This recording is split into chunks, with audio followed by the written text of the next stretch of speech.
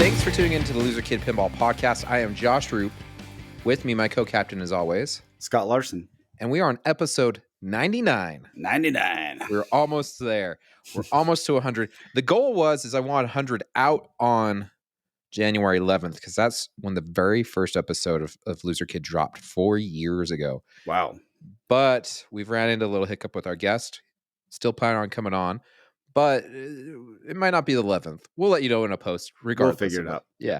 So, but I'm excited. I'm excited that Zach Meny is back and doing better from his surgery. Did you hear this on the podcast? He did. Yeah. He need to have a touch up on his back, and you don't want to mess around with that. So I message him, send him some goodwill, and hopefully he recovers. No one wants to be in the hospital during the Christmas time, but it sounds like he handled it like a champ. Him and Nicole Meny. If you want those games, they're back now, so hit them up. They just released a new game today, which we're going to talk about, which is Bond's 60th. I don't know if you technically count it as a new game, but it is a new game. So it's a new game. It's a new game. Okay. So if you want to pick that up, hit up Zach and Nicole and see if they have any available. I literally have no idea how many what their allotment was. So yeah, but and very, very scarce. It seems like when it comes to it, 500 globally. 500 for the entire globe. If you want that, go hit up flippingoutpinball.com. They've got their phone number and everything there. I like to hit Zach through Messenger. That seems to be the easiest way for me to contact him. So once again, Flipping Out Pinball, we thank them for sponsoring us and helping us out with our podcast. Yeah, keeps us going. So, Scott, it's been kind of a crazy day. It's the third day of January 2023. Yeah. I mean, we are just 3 days in, and Stern says, hey, it is time to drop a new release. It is. However, we should plug a little housekeeping first. Okay. So just first off, the voting now for the TWIPY This Week in Pinball Awards, and we were nominated in podcast. And hey, my attitude is it's an honor to be nominated, and everybody who was nominated, great. But go there and just voice your opinion. Vote for your favorite podcast. I mean, obviously us, but okay, maybe not. We know you're your fourth favorite podcast. Yeah, exactly. We should at least be fourth. So go ahead and it is fun. It's just fun to kind of answer which games you like the most and who you think did the best art package, et cetera, et cetera. So that's the first and foremost. Do your voting for This Week in Pinball. But also coming up is the Pinball Industry Awards. Oh, yes. So that is, it's a different format, but very similar in that it's a committee. You apply to be on it. And then they rank it, and your votes are going to be public after. And the awards go out. They're basically different awards. One's like a People's Choice Award. One is like an Academy Awards, right? Yeah. So it's just different formats. So it's kind of fun to have both options, and it's interesting to see what people vote on who are in the media versus just all the enthusiasts. So it gives you a good coupling. I agree. And I think it gives you that flip that side of that coin, right? You're still on the same coin, but it's giving you a different perspective of what people that dedicate their lives to pinball. Well, maybe not lives, but I mean, I feel like we've dedicated. It's a major hobby. It's a major hobby. And so I feel like these people have a lot more knowledge and decisiveness when it comes to maybe a vote. Yeah. A little unbiasedness. Right. It just depends on the situation. But overall, I think we're happy with both. I'm glad they're both out there because they serve two different purposes. So if you can sign up to be a judge, hit up David Dennis on Messenger, and or you can go straight just to the pinballindustry.awards.com website or .net, sorry, .com. One of the two. And David Dennis runs the Silver Ball Chronicles with Ron Hallett, and it's a great history lesson on pinball. So if you want to catch up on that, that's a great podcast. But if you want to be a part of that committee, submit your judge ballot or submit your judge application and see if you get picked. So yeah. All right, now on to the stuff that everyone's here for, right? Yeah. Dun, dun, dun, dun, dun, dun, dun, dun, dun, dun, dun, dun, dun, dun. I wish. I don't think I can do it as good as Craig Oh, Bobby does. So oh, how does he puts a lot more tongue into yeah, it? I don't want to know. His wife must be proud. I don't want to know. Okay, so we got 60th anniversary Bond. This was leaked how many months ago? Oh yeah, and the funny thing is, when the pictures were leaked, and there were a lot of people who said, "No, that can't be it because it has it has what looks like an LCD screen in it, right?" Yeah. Well, what's funny too is I talked to.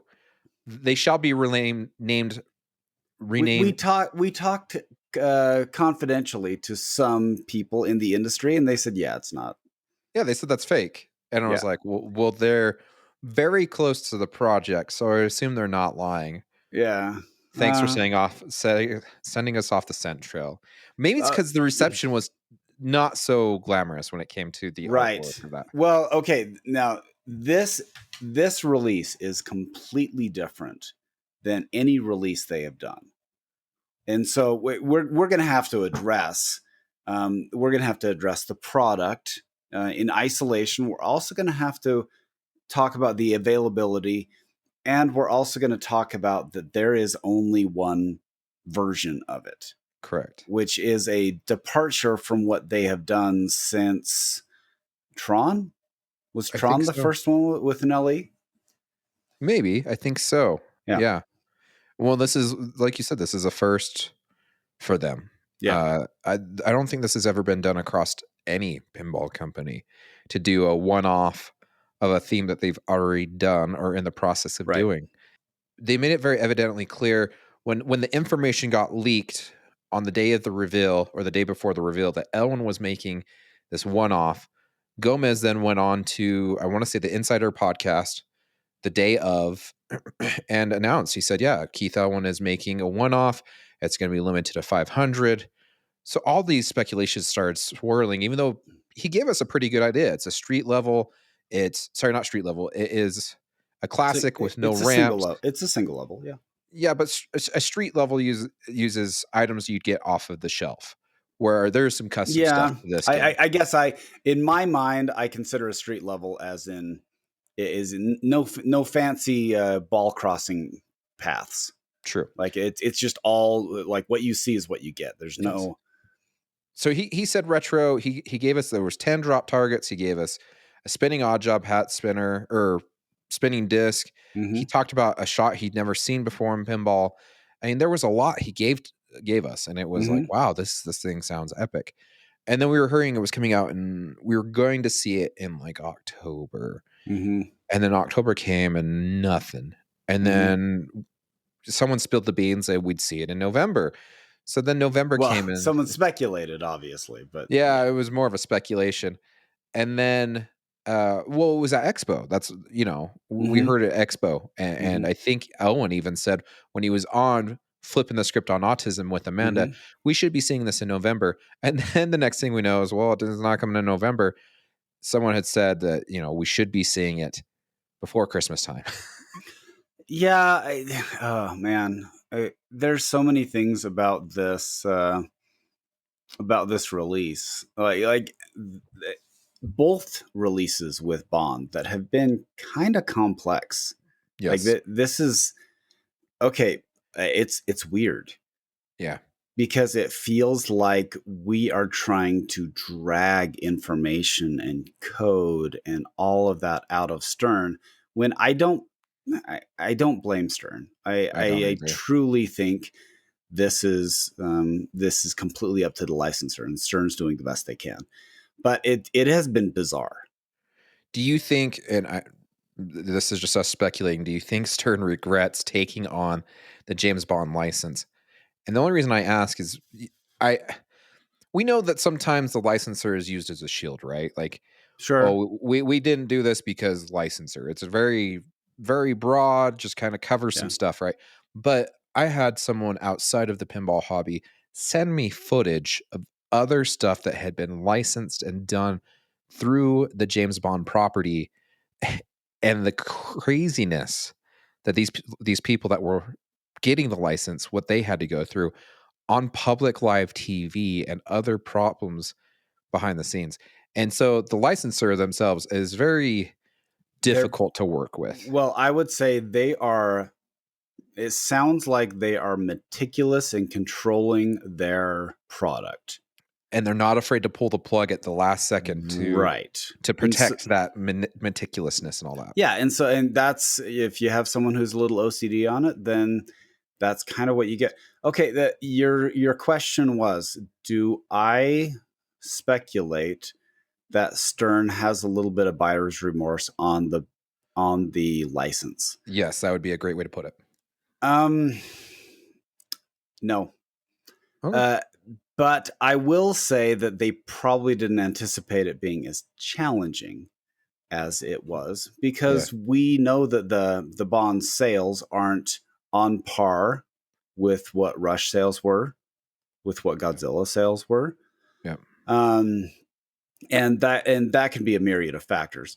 The question is, if you didn't do Bond, what is your alternative? Because you can't just say don't do that. You have to have something to put in your place, put Well, in its place. are you So, talking the other rumored titles that are out there, or well, either that, they're going to have to fill the catalog with something.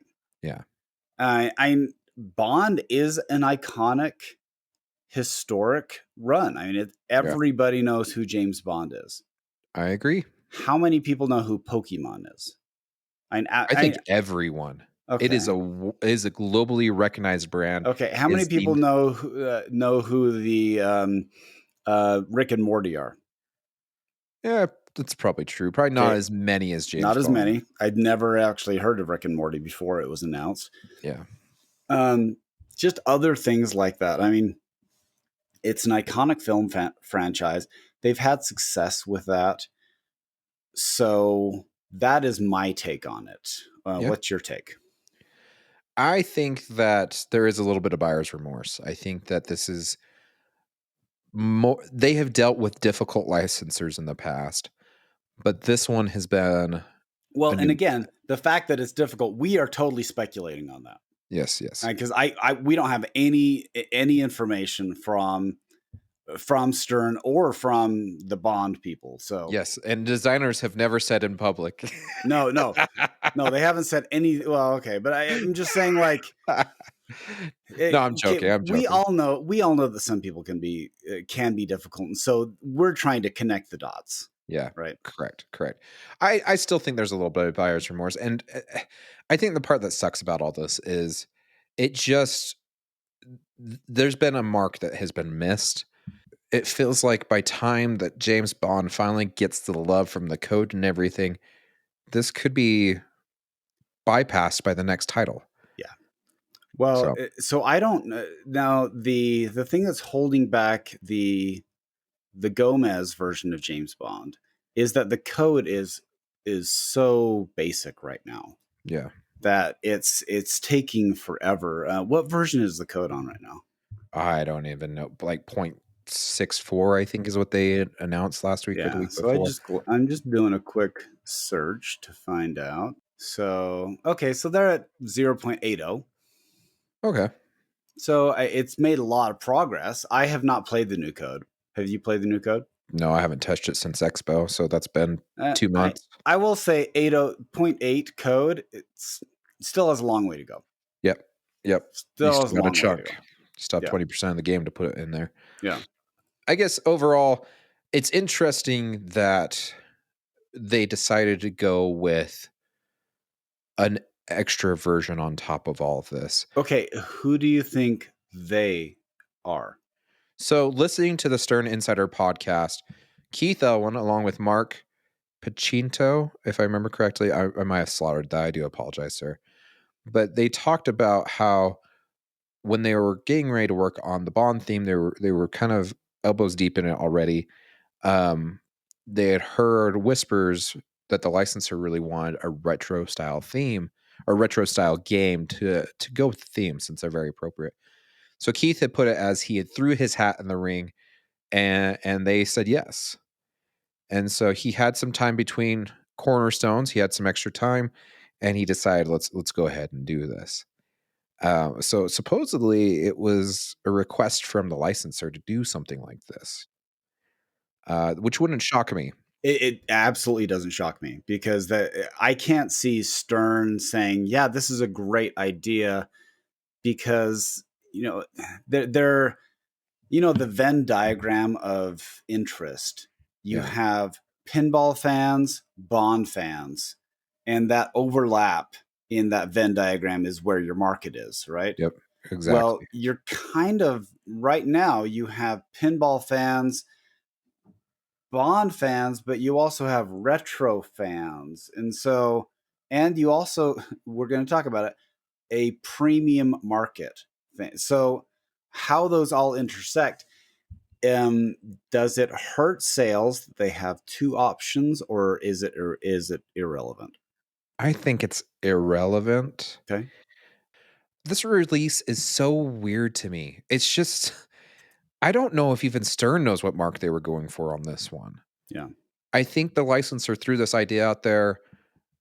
They got excited about this idea and they went for it. And now on release day, it's not going as planned, I feel like. And I could be entirely wrong. I I'm we trying to could like I said, we're trying to connect dots. Like you said, we're connecting yeah. dots. I just okay, let's talk about the first thing. Okay. The first thing that stands out to me, you've got a retro game, right? Okay. That is modernized with LCD and different technology. Keith Okay, Owen talked about yes, LCD, but also okay, and we'll get to it. Everybody, including me, thought that the back box had an LCD LCD. screen in Yeah, and they've Be- they've taken a picture of the actual rules in this game. because it looks like that. Yes. It legitimately looks like. In fairness, the most recent similar game would be the Beatles, Beatles. Yep. and the Beatles has an LCD screen, and it has these retro, real emulations. Yeah. And so it was pretty easy to say, oh, that must be what they're doing. So my point being was we've got a retro layout, right? Like Yeah. there's some modernization to it, the LCD screen with but I mean there's a lot of stuff that's very throwback. You've got drop targets, you got spinners, you've got it feels very 70s. Um why did we take the most modern Bond and put him on the most retro theme? We should have Shouldn't flipped the this. retro theme, shouldn't it be flopped, right? Yeah, it should have been Sean Connery and the retro theme on the retro game versus having all the modern stuff on the newer game. Yes. The answer is yes, Yeah. because the retro feel fits with the retro Bond. Yes. I mean, So it's super campy. It's super 60s era appropriate. And so, yeah, if I were making decisions, I would have done that. I yeah. would have done the retro on Sean Connery. Yeah. Instead of all three of your cornerstones, Sean Connery, Hmm. and then your main one. And granted, we don't know how the licensing works on Right. this. And again, we are playing the game if we could do what we wanted to do. Yeah. And last time I checked, Loser Kid Pinball was not a pinball company. No, it's So not. And we have no sway at Stern. As yeah, much as you want to believe that, I don't think anybody believes that. I believe it a little. I mean, look at their new hats. I mean, That's true. That's they're true. using our model. They So stood. when it Yeah. comes to hat decisions, Okay. All right. All Anywho, so yeah, I would flip them. right. Okay. I don't fully understand that. Um, this is becoming a thing. I've never noticed, but there's more and more people starting to point this out. Why aren't we like color coding the screws? Like the LCD screen's bezel is all black, and you're screwing it in with these silver screws. I don't know if it's that big of a deal, but I would say it all comes down to price. yeah, The Could you imagine if they're like, well, I have that screw, but I need it in black? I mean, they would yeah, have to have colors for every single screw. I mean, is it sure, possible they could do that? Sure, yeah. but I don't think you'll ever get that on a game that they're trying to at least make available to the general public. Yeah, true. And if you're screwing in a screw and it ends up slipping a little bit, you're going to scratch the powder coat off the screw. Yeah. And then great. Now you have to pull it out and put a new one in. Yeah. So Okay, it's let's talk reveal. okay. Where it came out this This morning. morning. Mm-hmm. What 8 o'clock our time, Mountain Standard. So you're Mm-hmm. 10 Eastern, 7 Pacific. Mm-hmm. What did you? We got 2 videos, and one was 40 seconds long, and that was kind of just the here it is trailer, and then the next one was the feature trailer, which was a minute and a half to Right. kind of learn more in depth of what was on the play field. I, I, I'm going to reserve my thoughts first. I want you to go first, Scott. For what the features look like. Just the reveal in general and what you thought of the videos. It's okay. It felt very on par with their style.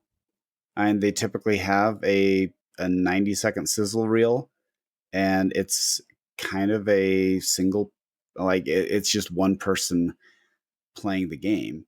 Yeah. And it shows like all it kind of shows the shots, shows the drop targets, shows that I don't even know what to call that, the corkscrew shot, which is I think they're fun. calling a figure 8 Okay, shot. yeah. And then you have the inline drop targets. So yeah, and you have the slash hat. Um, and it's okay. It got the job done. It falls into the realm of it got the job done. Yeah. Um, there are so many ways you could have made this more awesome. You've seen the videos where they have those small cameras that follow, a pinball path. Like they take the glass off and they follow it, and so it just looks amazing Yeah. when you're actually inside the machine and it's flying around. They should do something like that. Like I agree. add those features so you get more excited about it. But it feels it wasn't any different than any of their other releases. Yeah. And I agree. I just I it left me kind of wanting more. I wish there would have been a gameplay, just even like a 3-minute gameplay. But Yeah. I think that's also up to the licensor as well. I think Yeah. that's because that's the other thing too. We did not see any clips from the movies. We did not hear any sound bites. We didn't. It was strictly play filled and what's on it and the features of it. Mm-hmm. And so I just it left me wanting more. And we've waited how many months for this? Yeah. Yeah. So And I will say that this is so. Let's talk about the price point. okay. Do you want to do Um, features first or do you want to do price point? Because we were kind of uh, talking about features there for a second. okay, let's talk about. Let's finish talking about the features. Okay. We got 10 drop targets. Okay. Keith said in the Insider podcast, these are actually fully trippable, if I remember correctly. I can't remember exactly the word he said, but so if you hit one, it can trigger the rest to drop as well. Right. Or what has become more of a theme in his newer games like Avengers and Godzilla is I'm going to call it the boom button because Deadpool, I think that's the best way to describe it. Sure. You do something, it charges up your lockdown bar, and you can push it to trigger stuff.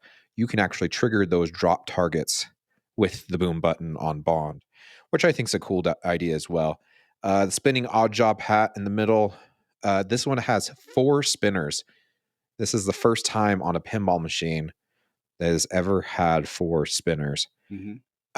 That figure 8 is very interesting, especially where you shoot it and it comes right back at you, but towards your flipper instead of chaos. Down the middle, you got the inline drops. What else is in here? There's a stand up with a one-way gate. 2 pop bumpers. Yeah.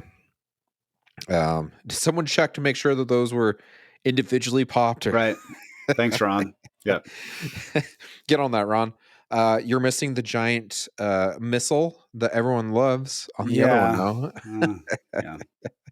I know that in the figure 8, it does have a slight. It's not a scoop, but it's like a saucer.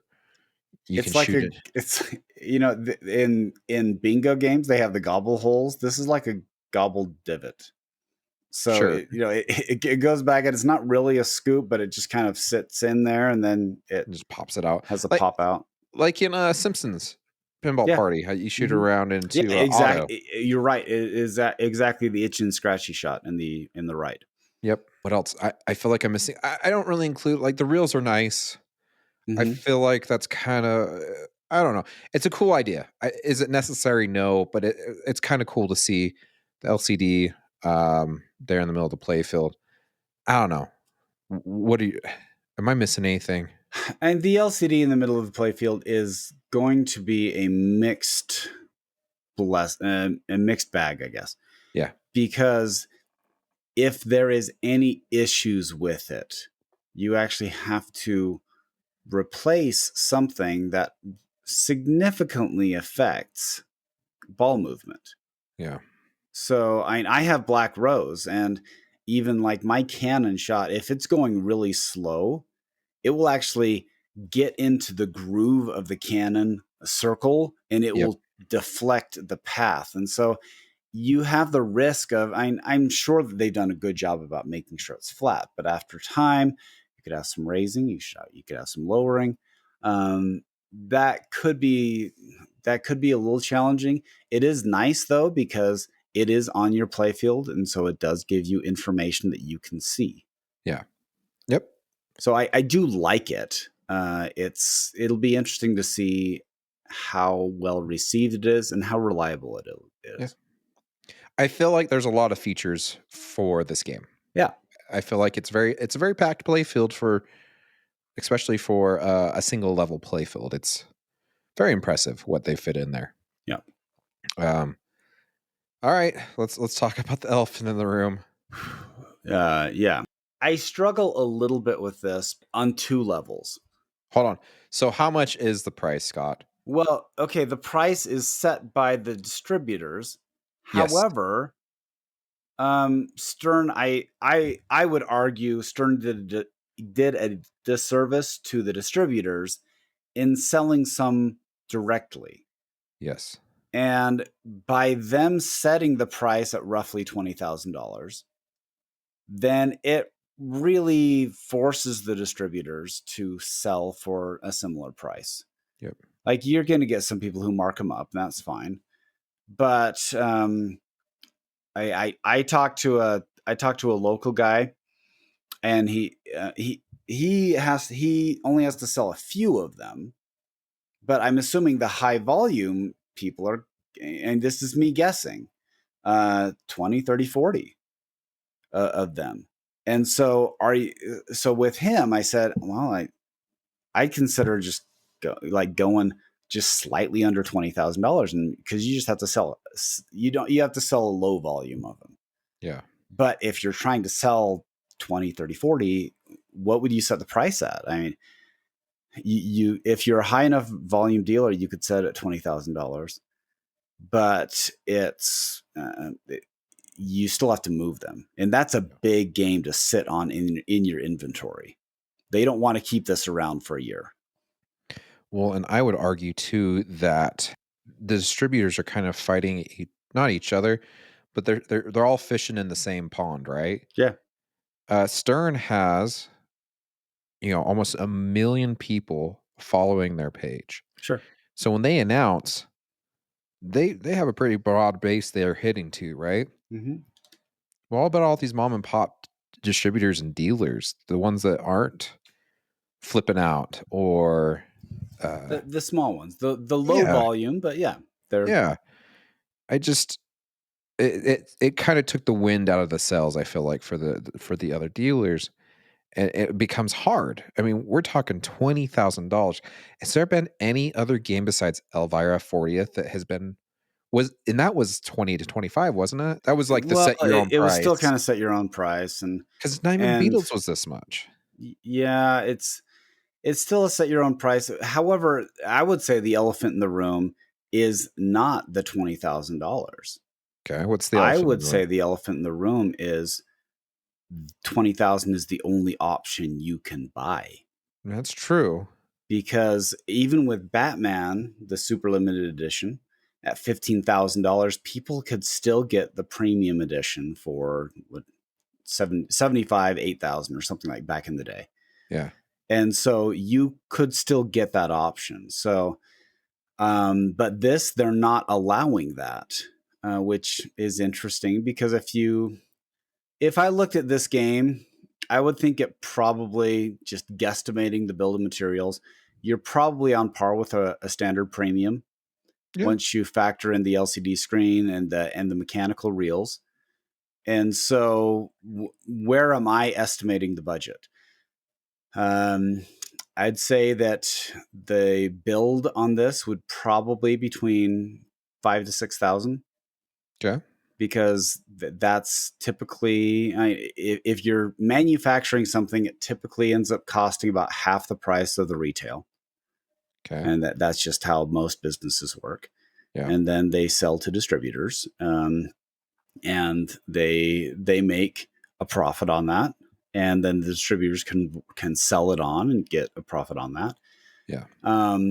So if this were available in like a standard, I would expect the pricing to be about 9,500. So the question is, if there was a standard, Yeah, would you go for it? I'm nervous just because it's an unknown quantity. Okay. The other bond code is so slow in coming out that I still feel like I haven't experienced the game. Yeah. On this one, I mean, that's a big price that you're doing.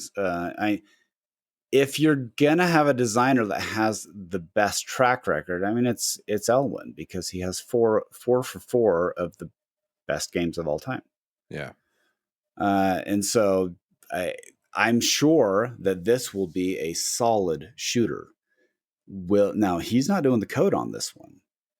No, he did have input. Okay. It seemed like they worked together Yeah. on it. So this is you know what? I would, at 9,500, I would buy this game. Okay. I can't justify and this is a personal thing, right? Because we know that I'm not in the market for every game out there Yeah. at different price points, and so this is only Scott Larson's price point. Yeah. But there are plenty of people out there who say, "No, I'm happy to spend that much on the game, and it's a really cool game, and I have one of 500." Yeah. So, at what price point would you buy this? I might consider it 9,500. Okay. Might. So basically on par with a premium. Yes. I think Elwin can compensate for ramps. Sure. I think his designs are that good. They're all fun. Yeah, they're all fun. I think I would love to have a retro style game in my collection, and nothing would make me happier than to have Elwin on the design of it, because this is a man that grew up on the classics, and so he knows how to design a game. Especially, like, we've never seen this before. We've never seen the top dog make what he thinks would be the best 70s retro game. Yeah. 95, I still feel like it's a little steep. But then again, TNA was what, Like 8 to 10 this eight last. thousand, I think, was Yeah. the last run was 8,000, right? So it's not, I mean, it's not too far out of the ballpark. Yeah. I would say with the reels and the LCD screen in the apron, or is not in the apron, in the play field, that's what kicked up the features to on par a premium, where you typically expect wireforms, or you Yeah. expect some special ramps. So that is the upgrade aspect that I assign to this. And like I said, I think the reels are great. But honestly, strip out the reels, put an LCD there, don't do it in the play field. Sell it as a cornerstone. It would be very intriguing to see what happens. Yeah, I'll be interested to see what the demand is, because you are going after a very specific demographic. Yeah. You are only going after whales on this one. Yeah. You're going after people who are pinball enthusiasts. I don't even know And if you're going for whales at this point, though. Like, I've talked to a lot of people that, granted, have a lot more money than me, sure. and they're just like, no, I cannot justify this. Not even if like People talk big though. I wonder if they will sell out quickly. Like, is there any available? I guess well there's. they sold out through the Stern store They did within sell like through the Stern store, but we don't know how many they had. yeah. How many of the 500? From the distributors I have talked to, which has been a handful. Yeah. It's funny because someone did point out, like, when you say distributors, you only mean flipping out. No, trust me, we No, talked no, to a we lot no, more than we know more distributors. Yeah. actually, I don't even bother Zach on this Yeah, day. What is you're release right. day? I actually don't either because I'm like, I he Unless if I want the pinball machine, I am not taking away from his attention because this yeah, is one of the most profitable days for them, you know? yeah. But from the distributors I have talked to, these aren't moving quick. The 60? The 60th is not moving quick. Yeah. Um, so it becomes a weird thing. We'll find out by the end of the week where everything kind of lands. Pinside's fantastic at giving good information, giving false information. So it'll be interesting to see kind of by the end of the week what we what happens with this. Mhm. I just don't see there. Typically, I have one or two people that are like, yes, no matter what, I'm doing it. There's even a gentleman here in Utah that when I told him about this 3 months ago, when stuff had kind of leaked, he said, I'm in for it. And today he saw it and he's like, no, I can't. He's It's just, hard, but I can't justify it. okay, but this is a test case for Stern. But what are Ju- they testing though? I think they're testing to see if there is a bigger market for a Supreme style game where you are selling exclusivity. That's what the markup is. The markup is exclusivity. Okay, this is the gospel according to Josh. Okay. So take it for what it's worth. Take it with a grain of salt. Josh chapter 2 verse 4. Correct. Stern needs to realize they are the love letter to themes and to pop culture. They are not the pop culture. They are not the Supreme. They are the people that make stuff for Supreme. Right. People love pinball. Pinball's been around for a century, almost a century now, Mhm. in the mechanical electrical form. But the problem is people buy themes first. We've talked about this a million Mhm. times. Someone had made a good point to us. Like, think back to when you bought your first game. Did you buy it based off of gameplay? Nope. I I know I bought sure didn't. I knew nothing about it and I bought Simpsons cuz I thought, "Cool, Yep. Simpsons." I knew nothing about Spider-Man. I knew I wanted a cheap pinball machine, and I bought Gottlieb's Amazing Spider-Man. And And then it is amazingly unfunctional. and my parents bought a Teenage Mutant Ninja Turtles, the Data East, and that one I would actually probably take Amazing Spider-Man over. I would take over Data East Turtles. Mhm. It wasn't until my third game that I was like, okay, I want something newer with a DMD and a multi-ball. So I got World Cup Soccer, and I love it. And then I realized, well, what I really do want is more like modes because I was starting to play, like, see gameplay for Adam's Family and Twilight Zone and stuff like that. I'm like, so I want a mode based game. So it wasn't till about my fourth pin that I really started worrying about gameplay. Right? Right. That's four pins. Mhm. You know, if you're buying solely off a theme, even if you're a Well, big Bond nut, did you buy back at Gomez and you're not worried anymore? Like, this has right. no weight or bearing on your decision because you bought the game you wanted Right. based off a theme. I mean, this is such a small niche. I don't I don't understand because a lot of people are like, well, they're trying to see what Elwin's name commands, right? Maybe. But the problem is it's a single level. It's not like they're doing a full blown Elwin game and then limiting it to 500 and doing an exclusivity on that. I just there's a lot of weird factors to this one, and it's hard to like nail down exactly what this is supposed to be. However, I will push back a little bit on this in that I guarantee that Stern does market research, finds things that are interested, like a how many people are actually interested in the product, and so having Stern knowing that they actually do this analysis. This is even back when I was talking about toppers. and saying that they should sell toppers for 350 and sell a billion of them. Yeah. And the bottom line is I don't have any data to back that up. There should be, the market analysis people will say, well, if I could make 1,000 toppers at $300 versus if I sell it for $800 and I can make 200 toppers and make the same amount of money, which one would I do? Produce less and make more. Right. And so this is a test case for we are going on that side of the market curve and seeing if we can do basically make a higher profit margin with less numbers. Now, this is not their standard release. This is not the only direction they do, but to be fair, car companies do this too. I mean, how many Lamborghinis are made in a year? I can't remember. Well, it's like a Lotus. Don't they only make 10 Lotuses through the whole year? Yeah, it's like they make more Lamborghinis than that, but it's still not a crazy amount.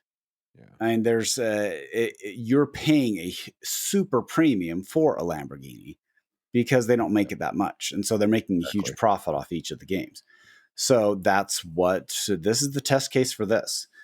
Yeah. So I'll be very curious to see how these move. I did a quick search and I found 2 that are posted, but they're kind of around that. One's looking to trade, and the other one is looking about 21,000. This game is so weird. I know that we will see further down the road, but it was like Beatles, right? Mm-hmm. We didn't know that Beatles hadn't sold out until we did that interview with Joe Chemical, a year or 2 after Beatles had come out, and he's like, "By the way, we're doing more Beatles. We haven't finished all the 1966." Yeah, and that's when I bought mine because I was like, Yeah. "Oh, they're still available. Great, I'll get mine." And well, even Zach Meny on the pinball show the next week is like, "We didn't know they still had Beatles available." Do you think that's what this is gonna be? They're gonna do, like, a single run up front first, and then if these just don't sell it, they don't build them, and then if there becomes a bigger demand later on, they're like, "By the way, we're throwing this back on the line," and we know it's been 2 years later, but I don't know. I would bet that they have all of the distributors committed to what they're going to take, because that's a quick revenue stream for Stern, because they can make them, sell them to distributors. They have the cash, distributors have the games. Usually the way it works is the distributor asks for an allotment, Stern gives them a certain amount of it, right? A lot of people don't want to turn that away in fear of they don't want to lose numbers, right? Right. Especially like they don't want to be Godzilla. downgraded in the amount of games they get. Correct. Do you think we see people turn away allotment on this because of the price? I would say maybe some of the smaller ones. However, even the smaller one that I talked to, it's a big investment to have that much money tied up in a single product that you are waiting to sell for, a decent profit. I mean, they're going to make more on selling this one game than they would by selling a premium or a pro. They will. But where's the trade-off? Is it worth the 3 to 5 times the amount that you'll get from a premium or pro if you have such a hard time selling it? And then you're sitting on this game that you have paid and a high price for. So do you want to have $50,000 to $100,000 in inventory tied up on a handful of games, or would you rather have your inventory be an allotment of pros, premiums, and home editions? I think the other thing that hurts them on this too is I've heard it time and time again. A lot of people feels like this has a home pin feel to it. I don't know if it's the shooter knob that looks like the Jurassic Park. It's the same identical knob you find on the home pins, but it's just kind of printed to whatever, Jurassic Park or the Union Jack is what's on this one. Yeah. Here's my thought. You drop the topper, you drop the reels, you drop $5,000. Maybe drop something else off of there. Okay, let's also talk about the topper. And Does it do anything? not that I know of. It's just a black box that And has some lights in it. it's pretty, Yeah. but and it does come with the topper, right? Yeah. It surprisingly didn't come with art blades though. So that was a little surprising. And I will point out that the art on this is a montage of the movie posters. I would love to pick Kevin O'Connor's brain because he was the artist behind this. This is obviously what the licensor wanted. They wanted it as close to the film product as possible, which is why you're going to get this mashup of movies on the side. Okay, over. I don't know. I just feel like at the end of the day, this is a swing and a miss. I Well, just okay, but we need to separate the marketing of the game from the game. true. Okay, let me put it this way. I think this very much has the Toy Story effect. Yeah, okay, Everyone looks at Toy Story. It says, "I love the layout. it's a great game. I Toy enjoy Story the is a fun game, but yeah. yeah, it's I enjoy the play. It's just out of my price range." I think that's what you're going to get with this. People are going to go, "It's Elwin. It shoots amazing." I think once if you get to play this and you get to shoot the combination shot to hit the 4 spinners, mhm. I think you're going to go, "Man, this game is fire." I'm sure it is. Every game though, you have to consider: is this worth 2 or 3 games? Yeah. Because Well, that's what you would exchange this for in your collection. would you you've not played this yet. No, But would you obviously you have Godzilla and Deadpool, but would you take this game over a Deadpool and a Jurassic and a Godzilla premium? I wouldn't. See, But there are people who legitimately have more disposable income than me. yeah, it's very true. Globally, there has been a recession, right? It's not Hmm. just America. Well, and inflation. Yes, recession and inflation. Yeah, It I'm just not getting paid anymore, and the cost of everything is up 10%. what's eggs at your? I went to go get eggs from Walmart the other day. We usually get an 18 pack, and it's like $22 right now. It's out of control. An 18 pack of eggs is $22. Is how much it was in our neck of the woods. I don't know how much is yours. I Are know if they you go to Costco and to are they Sam's Club, it's a heck of dinosaur eggs? I don't know, man. Maybe I'm wrong. Maybe I'm just blowing smoke. Wow, it's possible, but man, Oh no, I'm talking. Sorry, $22 for the 218. So what was that 36? The 36 pack. okay, all right, You know the ones. It's got like the 2 stacks of eggs. yeah. Because we go through a lot of eggs in our Okay, house. I see at the WalMarts. I see 60 eggs for $25. So yeah, Yeah, that's 42 cents an egg. yeah. When what 6 months ago, a year ago, you could get one of those for $10. Yeah, I really had I had no idea. That's amazing. Crazy, huh? This is where we're at. I think we hit the iron, like the iron is cooled off. And I'm not saying that like the pinball bubbles bursting or anything like that. I'm just saying the fact that like people can now go on vacations. Uh, Right, prices have gotten a little out of control on cost of living in general. And so the first thing you're going to do is cut out your hobby or like your non necessities, right? right. And pinball's a luxury. Yes. Nobody needs a pinball machine. They don't. But they're obviously fun to have, right? Yeah. But yeah, luxury items, and pinball's a luxury item. They're the ones that are the canary in the coal mine Yeah. for when people are feeling the pinch of financial, I guess, financial frugality. It looks fun though. I think it looks fun. I do like it. I'm not gonna lie, I would like to own it. But then again, Elwin we trust. That's just me. Right. So I would love to have this in my collection. I Hmm. just cannot justify the price tag for what it is. Yeah. It's exactly what I said with Toy But Story okay, 4. I am There's curious nothing though. wrong with Toy Story 4. I just No, cannot it's actually a fun justify. game. I would Oh buy yeah, Toy Story at 8,500. I really enjoyed it at Expo. It was Yeah, a fun game. it's a I fun just game. cannot justify the game for the price. That's it. Yeah. The I am curious though. If you are planning on buying this, let us know. Let us know Yeah. why.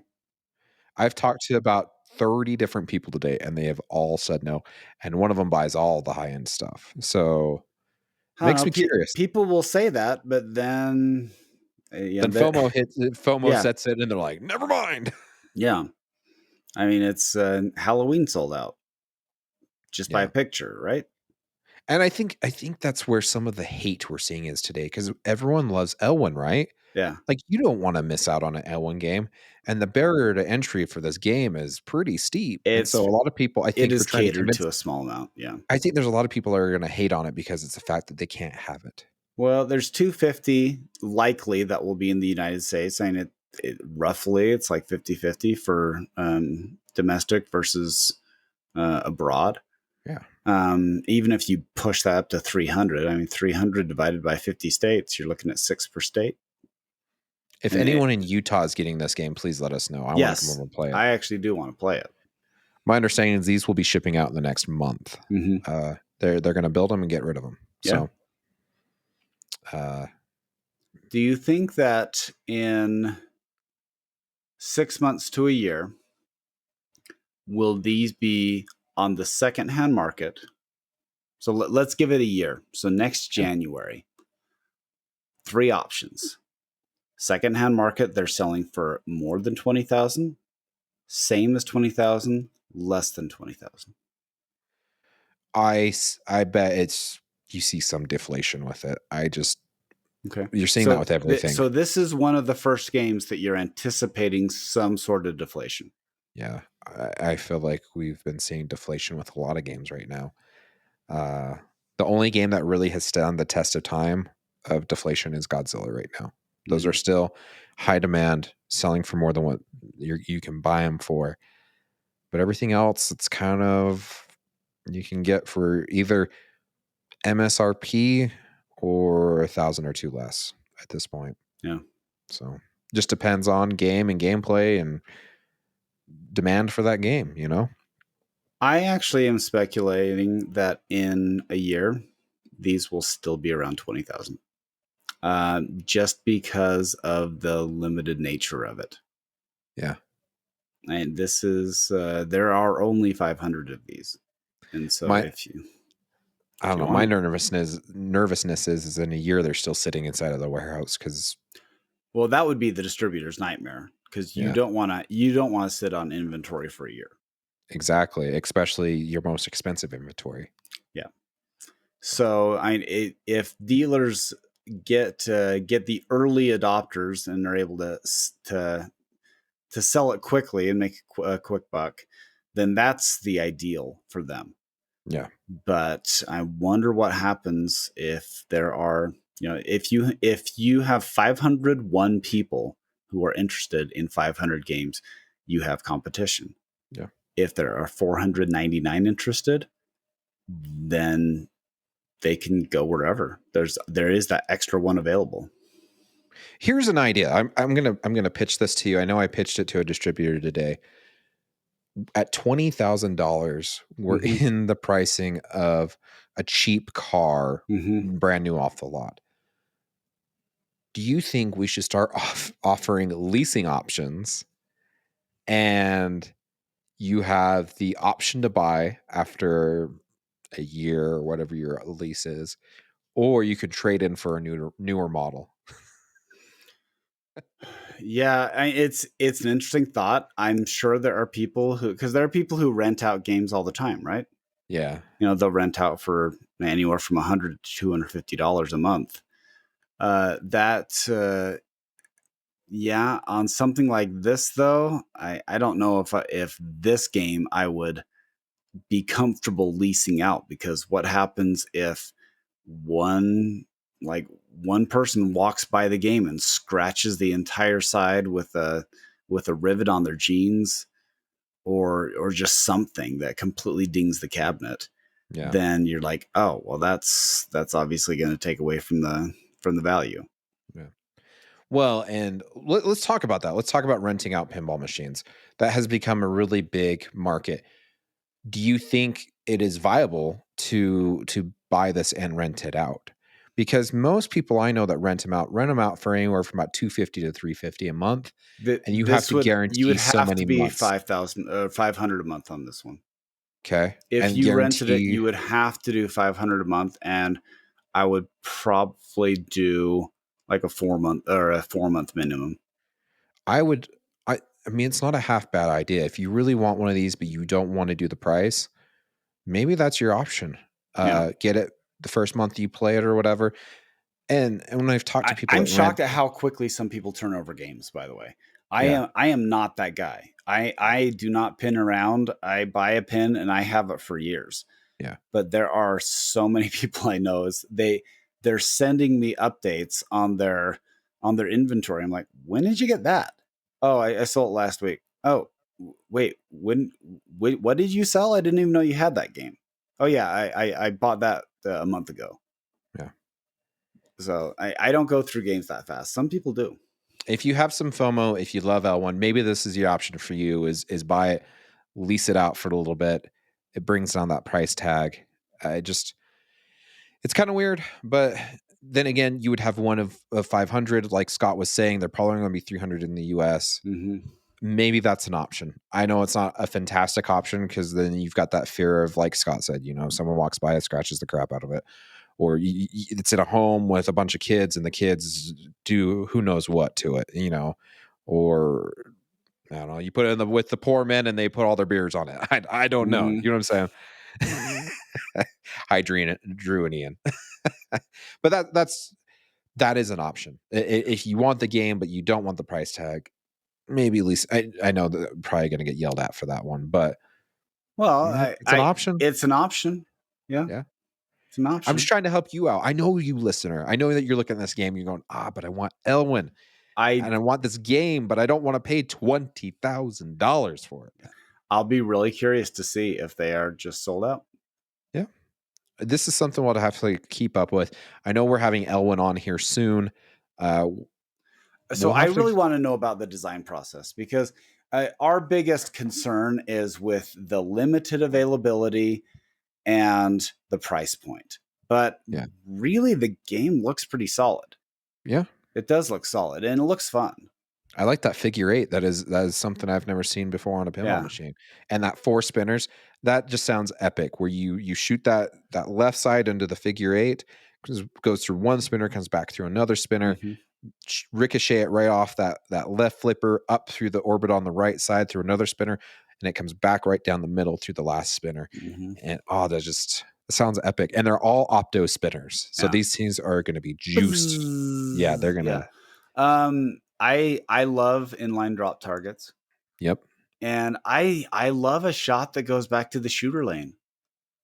Like I Same here. do like that. I I don't don't know. know. Scott, just go crazy. Just buy one of these and I can come to your house and I can play it. Yeah, we're doing a renovation right now. I am not in the market for any machines. Oh, come on. Sell off a couple. You don't need Beatles anymore. This will replace Beatles. Yeah, I had to sell 3 games to buy this. Beatles will give you a good down payment towards this. Yes. All right. Send us your thoughts. We said we were going to only do a 30-minute to 40-minute episode, but obviously we lied. We got sidetracked, but really, this really was more of a discussion, irrespective of Elwin 60, Bond 60.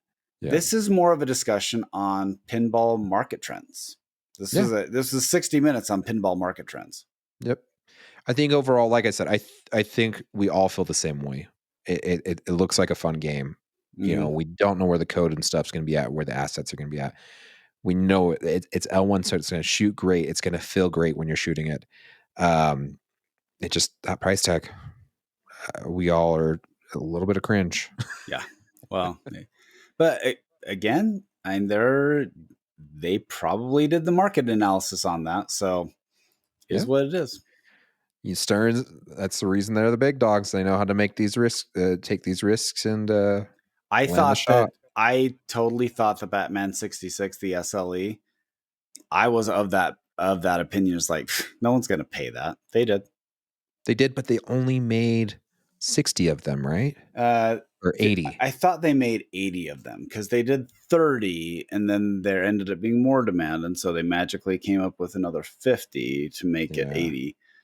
But 80 is, you that's have not to much. get more to get up to 500. Now that you say that, I'm very curious. Let's just hurry and pull up.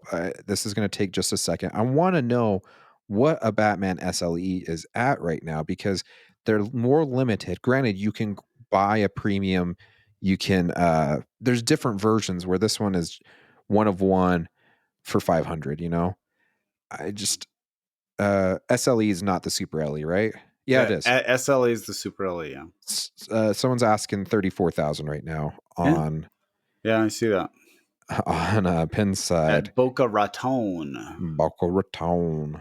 That's the only one I see. So I guess I don't know. I guess it's hard because these aren't segmented out. Like Yeah, if they had just an SLE, you could go in and go see what the previous payments are. I guess we yeah. could really dig through this if we want to. You know what? If you're interested in this, go Hmm. ahead and do that. But that does show you that for limited market, there are a limited amount. There is a market for that.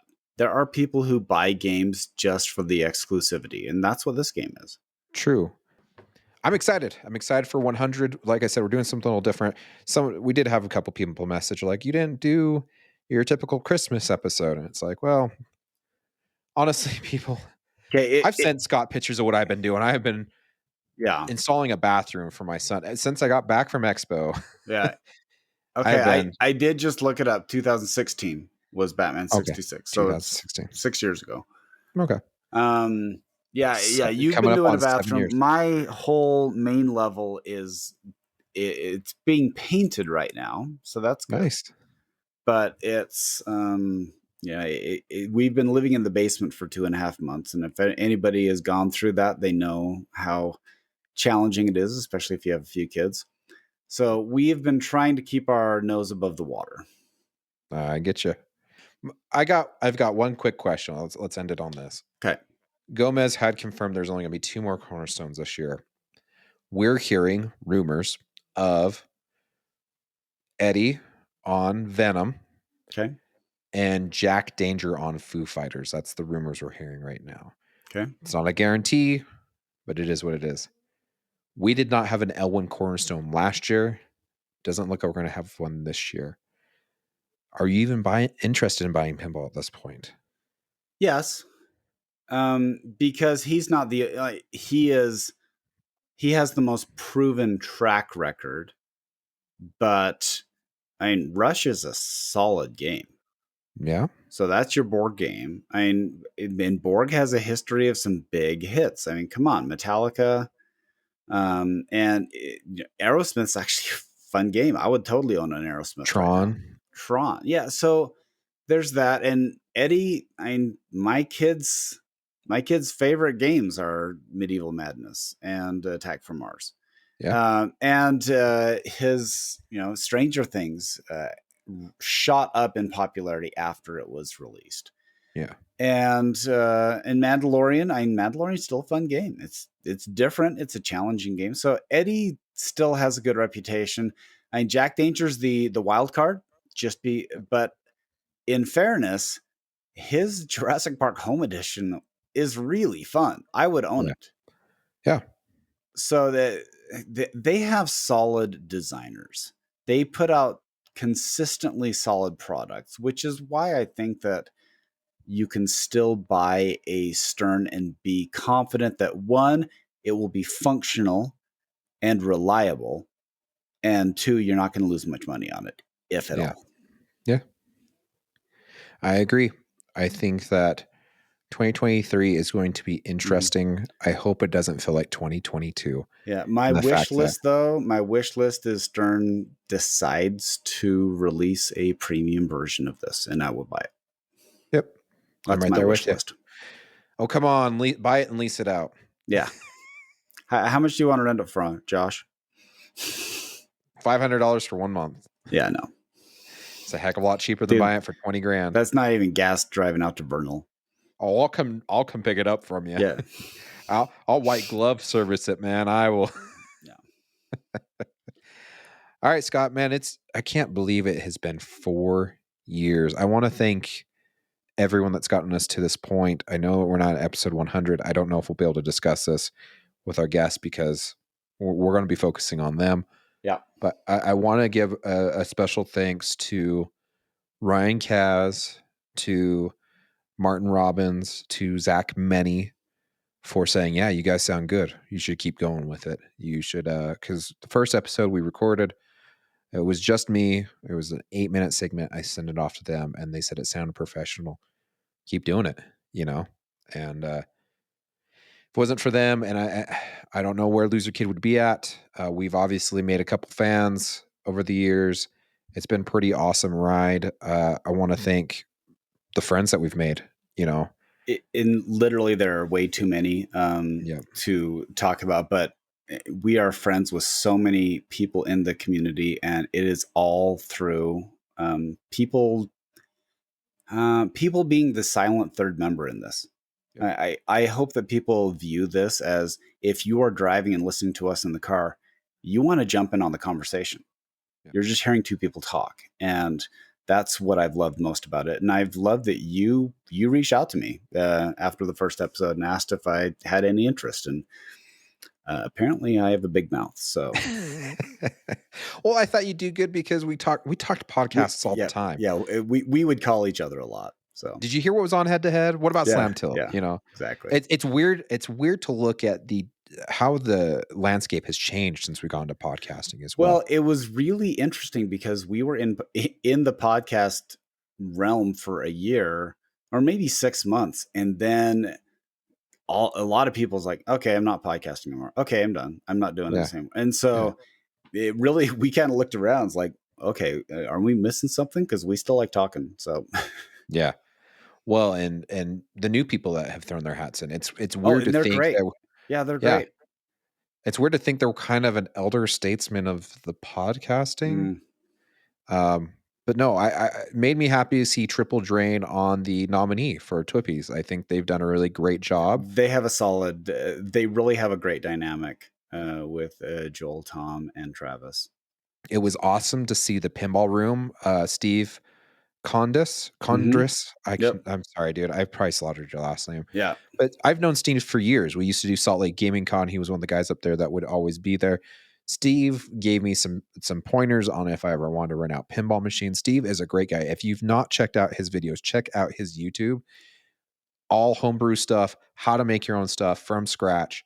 They're amazing. Steve has put a lot of energy into these Okay, videos, didn't and they're he great. also do that point of view video on Godzilla? I think so. Yeah. So I'm like, do that, Stern. Go watch that video and do that for your reveal.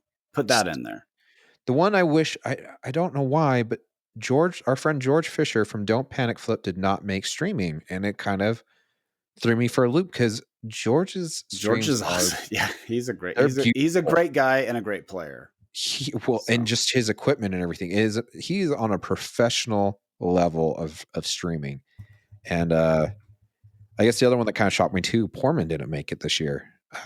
You That know, kind of thing. it totally is just it's just random. And we didn't Yeah. make it one year. Just random, dude. Like the Pinball Network has like 5 of the 10 spots on the list. Yeah, but we didn't make it last year, I think. So No, it's it was just the year before. it was okay, but still, it's just like, We were number 4, dude. Okay, all right. We were all number right. 4. Yeah, but it's still just, I'm so glad that people find joy out of doing this and listening to us and listening to all our friends. We're friends with all the podcasters. We know them Yes. and we wish them the best too.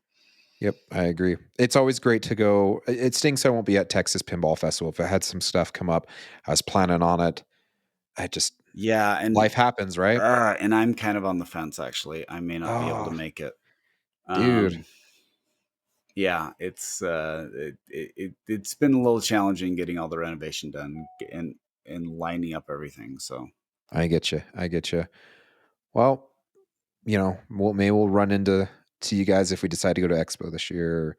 Maybe we should hit another show. I don't know. We'll talk about it later. yeah, But I'm not ready to commit to anything right now. I've got to ask you though. Okay. What has been one of your favorite moments in this podcast in the last 100 episodes? Uh,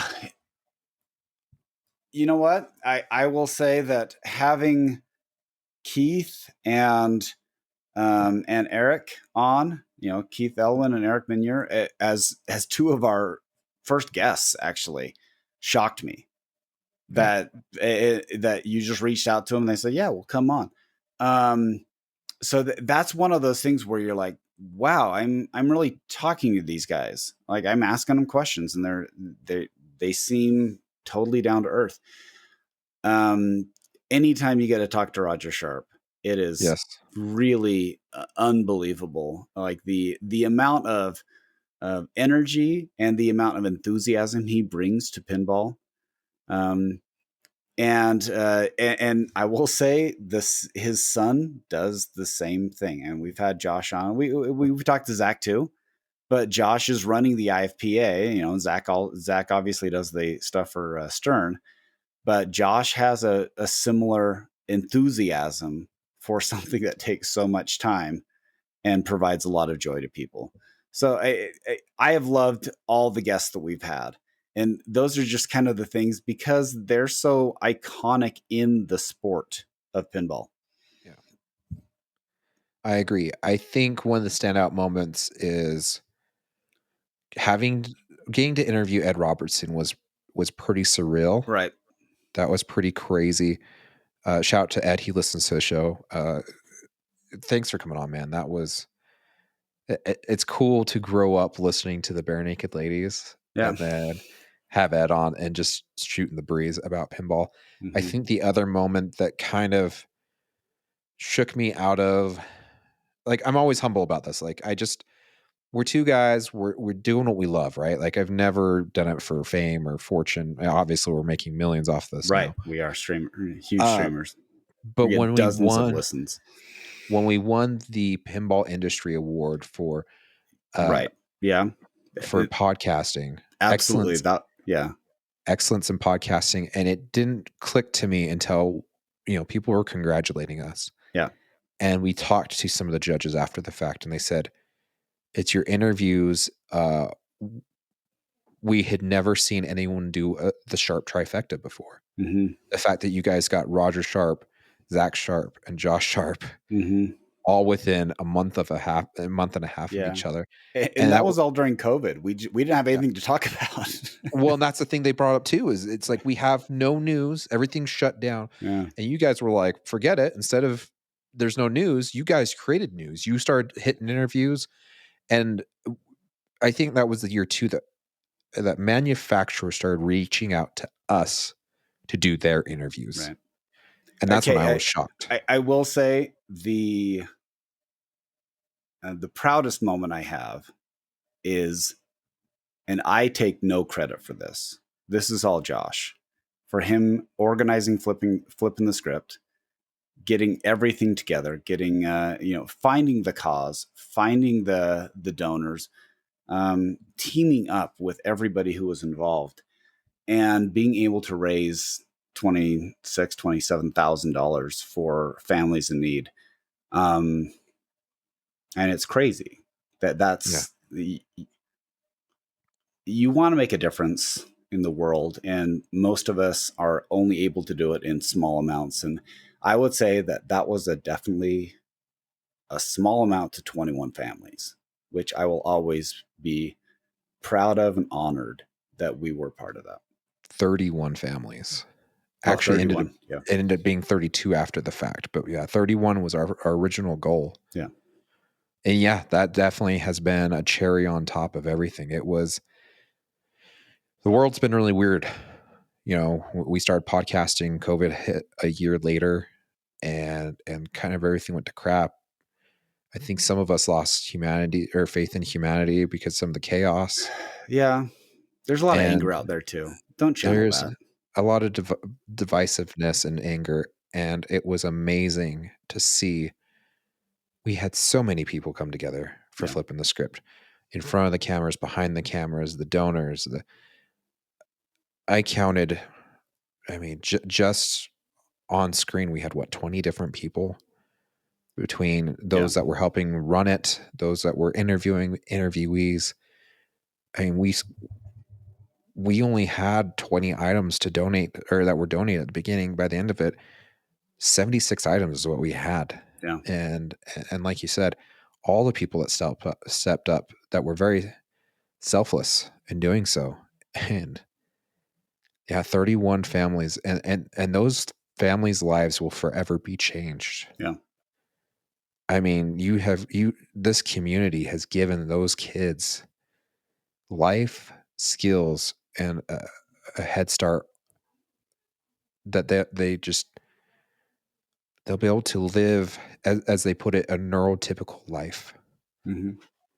And it's amazing. So, yeah. No, I agree with you, Scott. That probably that almost seems aside from the podcast, but the podcast allowed us to do that. Yeah. And it was amazing. Mm-hmm. So, okay. Well, we should wrap this up, and I'm really looking forward to our next guest. It'll be awesome. Me too. This is a gentleman that has not done a pinball podcast. I don't know if ever. I know he's done plenty of other podcasts because he is famous for other things, but we take him for granted in the pinball hobby. Did you really say we take it for granted? I think we take him for granted. Okay, you know it's granted, right? No, this is Stone. This is cut out of stone.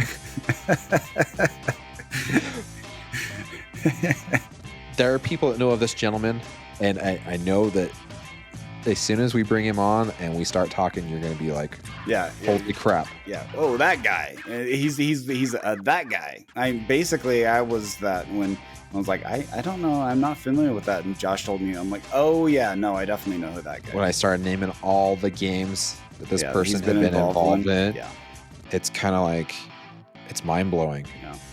And so all right. It's going to be epic. Well, we'll see you in 1 to 2 weeks.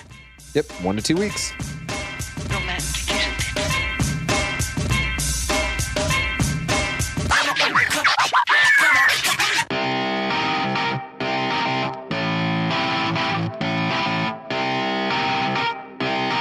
Shut up and sit down.